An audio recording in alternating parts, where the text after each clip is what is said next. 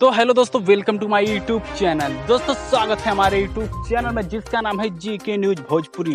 तो दोस्तों आप लोग के बीच में बवाल सॉन्ग का अपडेट लेकर आ चुका हूं, जो कि दोस्तों सुपरस्टार खेसारी लाल यादव का है। जी हाँ दोस्तों, खेसारी लाल को बैक टू बैक बोलबम का सॉन्ग आ रहा है, जो कि दोस्तों आप लोग के बीच में एक और न्यूज सॉन्ग का अपडेट आ चुका है, जो कि दोस्तों हमारी स्क्रीन पर देख लीजिए। जो दोस्तों बहुत ही बवाल सॉन्ग होने वाला है, जो कि दोस्तों गाने का नाम है सावन में धाली खांसी। दोस्तों गाना का ही नाम है सावन में धाली खांसी। तो दोस्तों इस वीडियो में सब कुछ जानकारी आप लोग को मिलेगा, तो दोस्तों वीडियो में शुरू से लास्ट तक देखिए। और जो दोस्तों चैनल पे हमारे नए हैं तो प्लीज़ फटाफट हमारे चैनल को कर दीजिए सब्सक्राइब, क्योंकि दोस्तों आप लोग के बीच में न्यू गाने का अपडेट सबसे पहले लाता रहूँगा।